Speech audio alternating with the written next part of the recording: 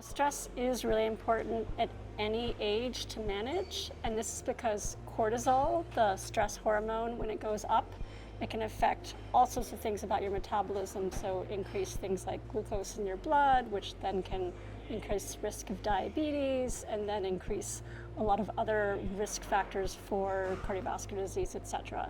So yeah, how do we solve the stress problem? That is a really tricky one because people will say stress just happens to me and it doesn't feel like you have control over it.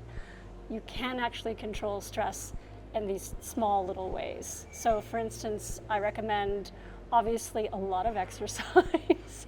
I know people feel like a lot of exercise, that sounds crazy, but when you think about it as breaking up into little chunks of exercise throughout the day, then it's really manageable. It can be quite fun. It can be a little vacation from your workplace, going out for a 5-minute walk, or going into some little natural area and just spending time looking at that natural area. The other way to control your stress is also just control how you're reacting to the stress. So concentrating on your breathing. Sometimes when people get stressed, they start to have quick little breaths, and that actually builds more stress in your system. You're actually signaling to your brain that there's more to be worried about. So if you can just make yourself so deep breathing, like the deep breathing kind of box breathing. I don't know if you've ever heard of that term, but just kind of having long breaths in, long breaths out. It can make your vagus nerve, it can make your cortisol, everything go down almost instantaneously. You can even feel your blood pressure and your heart rate go down when you do this kind of box breathing, this deep breathing. So that's a good momentary way to control some stress.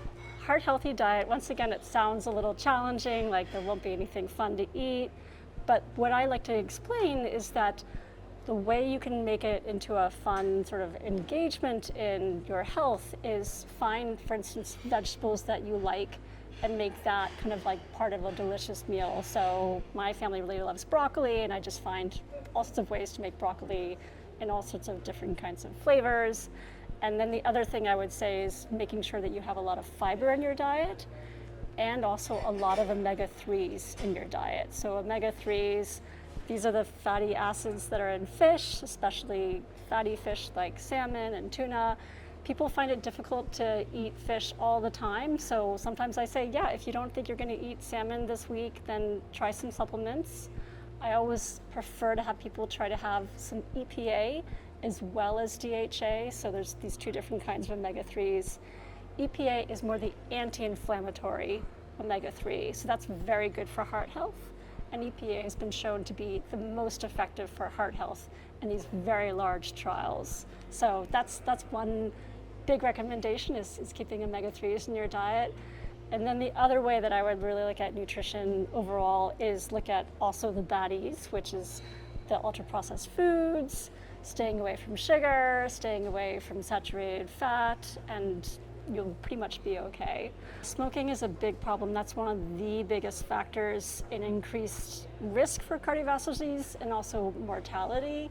And even when people say, all right, I'm going to switch to vaping, vaping is a better solution than smoking, but it's still not great for your overall heart health.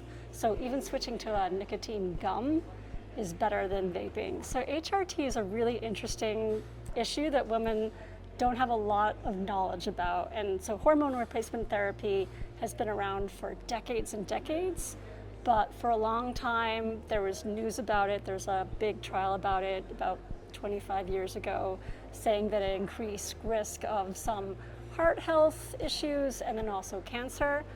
Those have been shown to be basically debunked. When they looked at all that data for HRT, they found that it doesn't have any increased risk of mortality for things like breast cancer, and it's not going to raise your risk of cardiovascular disease as long as you're taking HRT pretty soon after you reach menopause.